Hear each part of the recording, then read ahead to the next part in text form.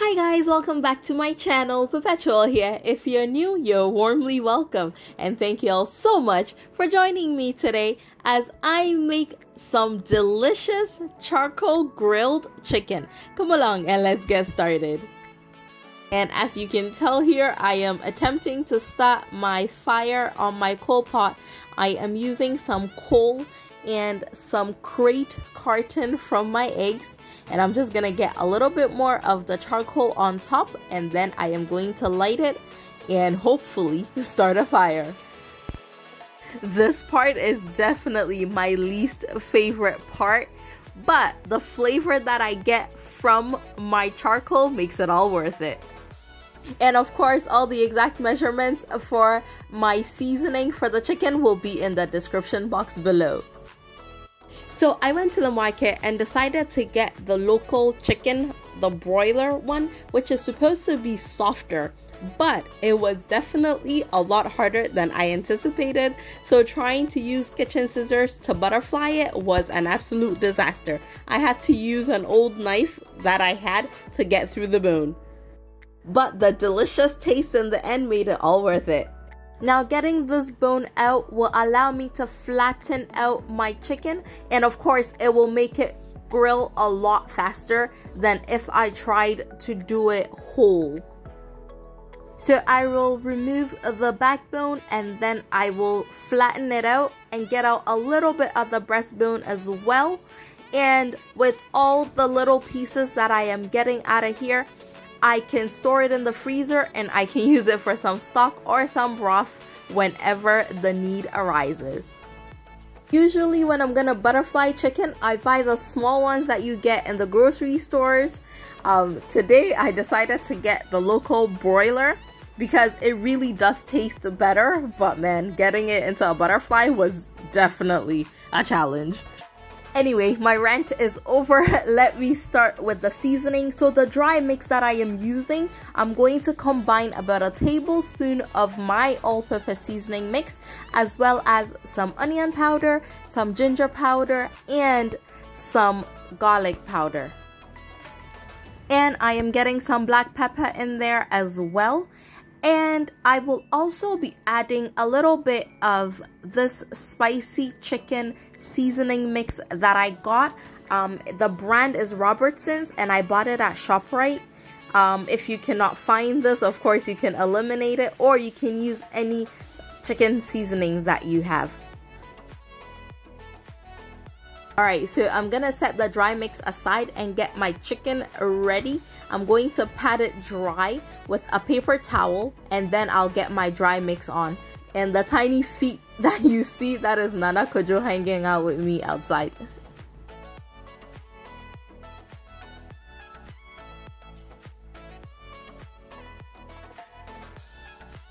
Alright, so I'm gonna start by dusting a bit of my dry mix and then rubbing it in. I'm gonna do it on both sides of my chicken, and I will leave a little bit to use a little later. And after getting my dry mix on, I almost always have some ginger and garlic paste in my freezer, so I am adding a little bit of that to give it some extra flavor as well. Now, of course, I'm gonna rub it in as much as I can so that when I leave it to marinate, I can make sure that it really went into the chicken, like properly. And guys, please excuse the random flies that you see. It just comes with the territory when you're cooking outside. And now I'm going to get some butter in between the skin and the chicken. So I lift up the skin a little bit and then I tuck the softened butter into it. This helps crisp up the skin a lot more than if you didn't use any butter. Of course, prepping the chicken gets quite messy, so feel free to put on some disposable gloves that you can discard afterwards. And either way, please be sure to wash your hands really well after handling raw chicken. And guys, if you cannot, or if you're not a fan of cooking outdoors, this is perfect in the oven as well. And now I'm just gonna use up the rest of my dry rub. I'm just going to sprinkle it all over the chicken for some color and additional flavor.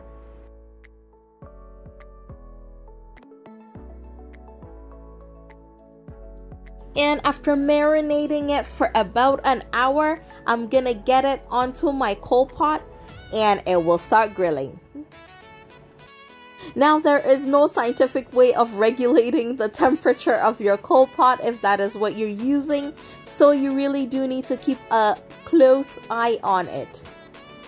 Yes, I love my black pepper, so I added a little bit more to it.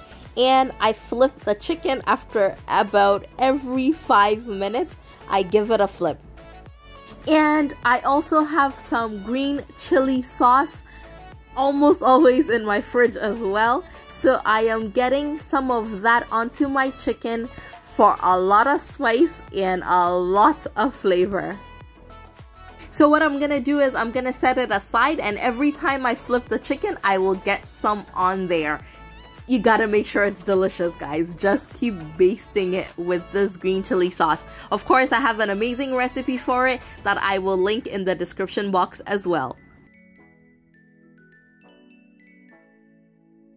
And my loves, before we keep going, if you have not yet subscribed to my channel, please be sure to hit on that subscribe button right away and turn on your notification bell so that you're among the first to know when I upload more amazing videos.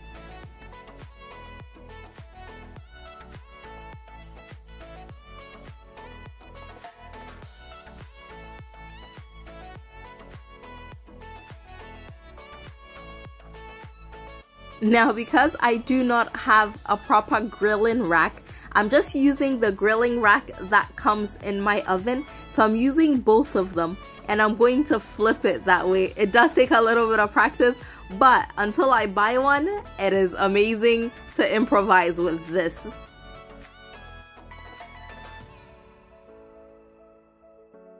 And another tip, if you're using a coal pot, when you realize that the heat is getting a bit too much, just go ahead and take something and remove some of the coal out of the coal pot so that it reduces the heat and the temperature. And like I said, after every flip, I make sure that I get some of that green chili sauce on it. Now guys, if you do not want to make any green chili sauce, be sure to blend some ginger, garlic, onion, some Scotch bonnet pepper. Without cooking it, you can still use it to baste your chicken.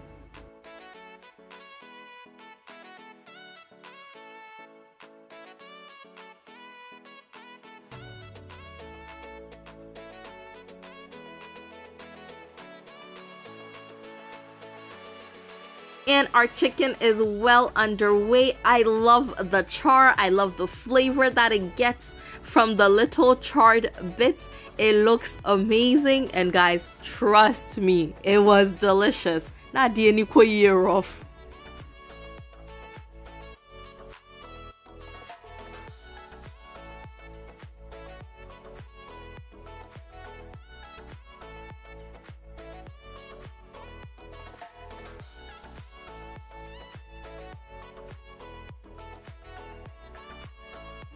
I just needed you to get a closer look. Look at how amazing this looks, and it was super juicy. I know that at this point you will be in a hurry to try it out, but guys, please be sure to make sure to let your chicken rest for a few minutes so that all the juices can be nicely distributed and then your chicken doesn't dry out. And when mine is nice and rested, I can just cut it up into smaller pieces for us to enjoy.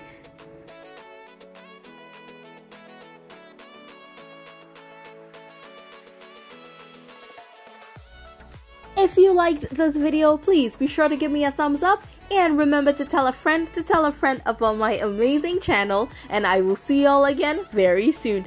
Thank you so much for coming along with me on this delicious journey. Take care. Bye.